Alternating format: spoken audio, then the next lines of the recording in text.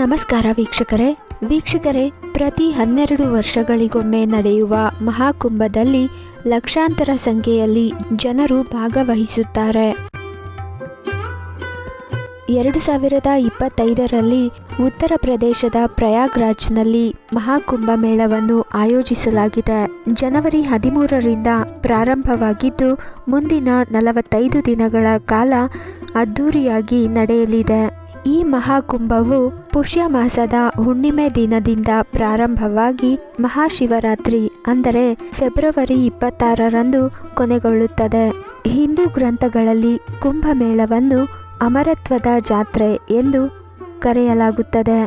ಅದಕ್ಕಾಗಿಯೇ ಕುಂಭಮೇಳದ ಸಮಯದಲ್ಲಿ ಲಕ್ಷಾಂತರ ಭಕ್ತರು ತಮ್ಮ ಆತ್ಮವನ್ನು ಶುದ್ಧೀಕರಿಸಲು ಈ ಪವಿತ್ರ ಸ್ಥಳದಲ್ಲಿ ಸ್ನಾನ ಮಾಡಲು ಬರುತ್ತಾರೆ.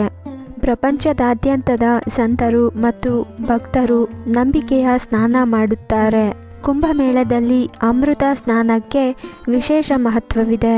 ಆದ್ದರಿಂದ ಮೊದಲ ಮಹಾಕುಂಭವನ್ನು ಎಲ್ಲಿ ನಡೆಸಲಾಯಿತು ಮತ್ತು ಅದಕ್ಕೆ ಸಂಬಂಧಿಸಿದ ಆಸಕ್ತಿದಾಯಕ ಸಂಗತಿಗಳ ಬಗ್ಗೆ ಈ ವಿಡಿಯೋದಲ್ಲಿ ನೋಡೋಣ ಬನ್ನಿ.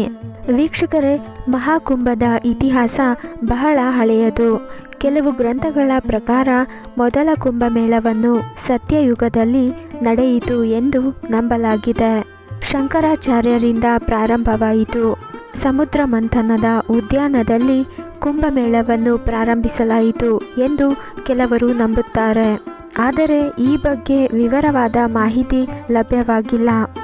ವಿದ್ವಾಂಸರ ಪ್ರಕಾರ ಕುಂಭದ ಸಂಪ್ರದಾಯವು ಸಾವಿರಾರು ವರ್ಷಗಳ ಹಿಂದಿನದು. ಮಹಾಕುಂಭದ ಐತಿಹಾಸಿಕ ಉಲ್ಲೇಖವು ಪ್ರಾಚೀನ ಶಾಸನಗಳಲ್ಲಿಯೂ ಕಂಡುಬರುತ್ತದೆ. ಕ್ರಿಸ್ತಪೂರ್ವ 600ರಲ್ಲಿ ಬೌದ್ಧ ಬರಹಗಳಲ್ಲಿ ನದಿ ಜಾತ್ರೆಗಳ ಉಪಸ್ಥಿತಿಯ ಪುರಾವೆಗಳಿವೆ. ವೀಕ್ಷಕರೇ, ಮಹಾಕುಂಭ ಹೇಗೆ ಆರಂಭವಾಯಿತು ಅಂತ ನೋಡೋದಾದರೆ, ಸಮುದ್ರ ಮಂಥನದ ಸಮಯದಲ್ಲಿ ದೇವತೆಗಳು ಮತ್ತು ರಾಕ್ಷಸರು ಅಮೃತ ಪಾತ್ರೆಗಾಗಿ ಕಾದಾಡುತ್ತಿದ್ದಾಗ ಇಂದ್ರನ ಮಗ ಜಯಂತನು ಅಮೃತ ಪಾತ್ರೆಯೊಂದಿಗೆ ಓಡಿ ಹೋದನು. ಕಲಶವನ್ನು ತೆಗೆದುಕೊಳ್ಳಲು ರಾಕ್ಷಸರು ಅವರ ಹಿಂದೆ ಓಡಿದರು. ಈ ಸಮಯದಲ್ಲಿ ರಾಕ್ಷಸರು ಮತ್ತು ದೇವತೆಗಳ ನಡುವೆ ಯುದ್ಧ ನಡೆಯಿತು. ಜಯಂತ ಅಮೃತ ಕಲಶದೊಂದಿಗೆ ಓಡಿ ಹೋದಾಗ ಅಮೃತ ಕಲಶದ ಕೆಲವು ಹನಿಗಳು ಇಂದು ಮಹಾಕುಂಭ ಆಯೋಜಿಸಿರುವ ಈ 4 ಸ್ಥಳಗಳ ಮೇಲೆ ಬಿದ್ದವು. ಅಂದಿನಿಂದ ಕುಂಭಮೇಳವನ್ನು ಪ್ರಯಾಗ್ರಾಜ್, ಉಜ್ಜಯಿನಿ, ನಾಸಿಕ್, ಹರಿದ್ವಾರದಲ್ಲಿ ಆಯೋಜಿಸಲಾಗುತ್ತಿದೆ ಎಂಬ ನಂಬಿಕೆ ಇದೆ.